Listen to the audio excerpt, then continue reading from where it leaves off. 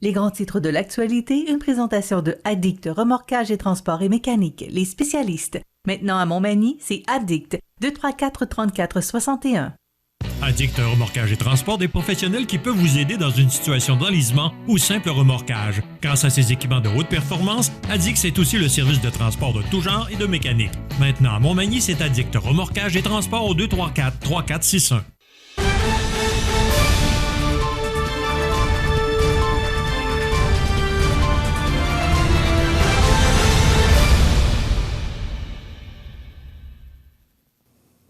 Les grands titres de l'actualité de ce lundi 26 septembre, une semaine, jour pour jour avant le grand jour, le 3 octobre.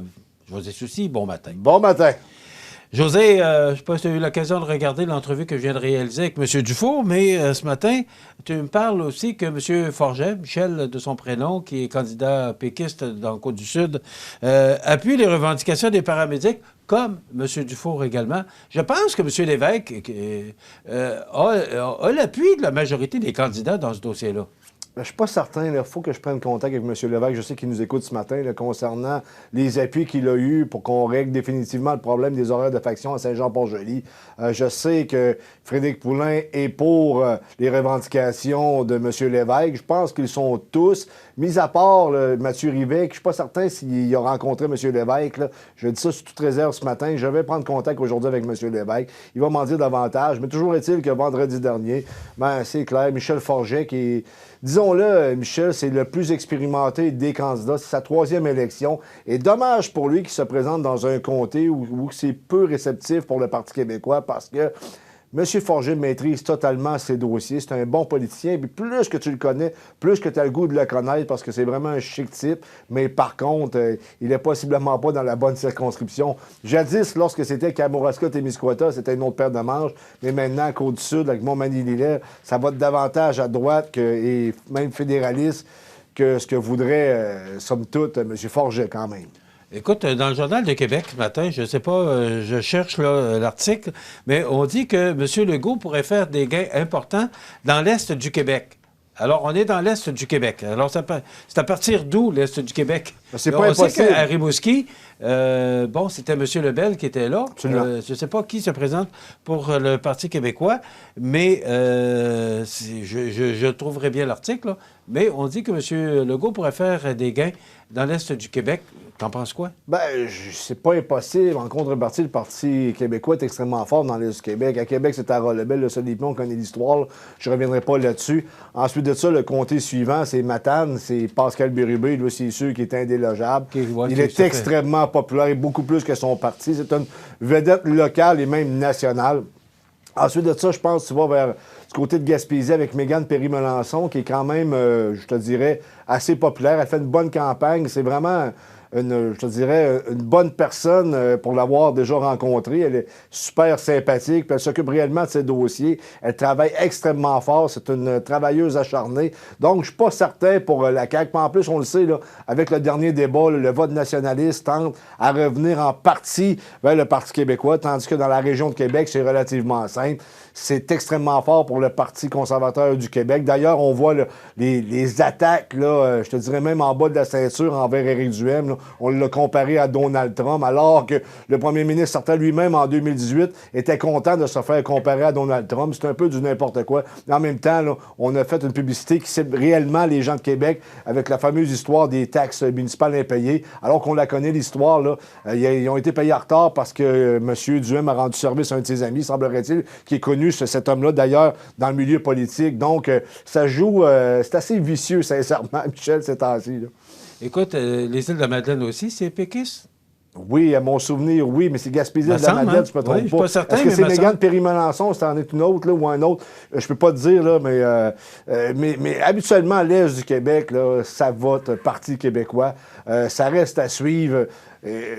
Paul Saint-Pierre Plamondon qui fait une bonne campagne, mais en même temps, c'est pas une campagne qui dérange. Hein? C'est une campagne sympathique, un ton harmonieux. Mais est-ce que ça va être assez pour prendre le pouvoir? Je pense pas. Même à Tout le monde en parle ce week-end. Paul Saint-Pierre Plamondon qui a avoué qu'il voulait être le chef de l'opposition officielle. C'est comme un aveu d'échec en même temps. C'est pas très bon stratégiquement. Ça envoie pas un bon signal à tes troupes. Est-ce que c'est un aveu d'échec? Je pense que jusqu'à un certain point, oui. Et d'ailleurs, à tout le monde en parle, il y a eu quelques bons échanges. Je ne sais pas si tu as écouté, Michel, les échanges j'ai écouté la entre fin. Éric Duhem et le premier ministre sortant, le M. François Legault. Je veux dire, ça a brassé quand même. Là. Éric Duhem qui n'a pas apprécié se faire comparer à Donald Trump. C'est comme je te dis, là, à Québec, ça va être extrêmement serré. On a vu d'ailleurs les gens voter dans la région de Québec qui avaient des filets. Et dans les filets, tu en as souvent des commentaires tels que dehors la CAQ. Donc, c'est très, très, très émotif pour ce qui est de la région de Québec concernant l'élection présente. Et ce que j'ai remarqué, c'est que Guy Lepage a demandé combien ça prenait de temps pour payer un compte d'hydro. Là. Je trouvais ça peut-être un peu déplacé. C'est pas ce qu'on voulait entendre hier. Ça, c'est cheap. C'est des cheap shots, je pense que celle-là, il aurait pu la passer pour être peut-être juste avec tout le monde. Là. Mais ce que je voulais te dire, c'est que dans les îles de la Madeleine, M. Lapierre, qui est maire des îles de la Madeleine, qui se présente sous la bannière de la CAQ, alors ça va être à surveiller, ce comté-là également. 2000 militants vendredi dernier au Centre des congrès de Lévis. Absolument. Conservateur? Oui, pour le Parti conservateur du Québec. D'ailleurs, le candidat local ici, Frédéric Poulin, qui a été d'un discours quand même assez apprécié, assez senti dans la foule présente. 2000 personnes, c'est une démonstration de force de cette formation politique-là de droite pour la région de la Capitale-Nationale. Capitale-Nationale, Chaudière-Appalaches, on a des luttes très intéressantes. Localement, on le sait, ça se joue essentiellement entre Frédéric Poulin et Mathieu Rivet. Puis Mathieu Rivet qui fait une bonne campagne de terrain. Là. Je le vois actif sur Facebook, il rencontre énormément de personnes. Il est loin d'être battu en passant parce qu'au national, ça favorise la Coalition Avenir Québec. Régionalement, c'est plus serré. Ça reste à suivre, mais il faut mettre la pédale au plancher pour chacune des formations politiques, des équipes locales parce qu'on ne sait pas comment ça va tourner. Je ne peux pas vous le dire moi-même, personnellement, on ne le sait pas. On a des sondages, mais puisque le Parti conservateur du Québec, à la dernière élection, là, je fais allusion ici à Québec 125, il est à peu près à 0,1 %. C'est dur d'évaluer la situation, mais si on se fie à ce qu'on sent sur le terrain, c'est clairement une lutte à deux, Michel. Mais José, il ne faut pas oublier qu'à la dernière élection, j'ai posé la question d'ailleurs à M. Dufour ce matin, il y a 5 candidats cette année. Ouais. Alors qu'à la dernière élection, il y en avait 4. Là. Il y en a 6, Michel. Il y en a 6, pardon. Avec l'équipe autonomiste. Alors qu'à la dernière élection, il y en avait 4. Alors, ça divise le vote. Plus il y a de monde sur le bulletin de vote, plus ça risque de diviser le vote. Oui, tu as raison, mais l'autre aspect aussi, c'est que le Parti libéral ne draine pas là, cette élection aussi. On se souvient que la machine huilée à Norbert-Morin, je veux dire, il y avait toute une machine. Ensuite de ça, il y a eu le départ de Norbert, puis il y a eu la vague caquiste. Les gens voulaient sortir le Parti libéral, mais là, maintenant, les gens ne veulent pas sortir le Parti libéral. Ils ne veulent même pas voter pour. On était à 7 % dans les intentions de vote chez les francophones pour le PLQ, Michel. Là. Puis on le sait, le candidat local, c'est un homme du peuple, oui, mais en même temps, c'est pas le plus habile politiquement non plus.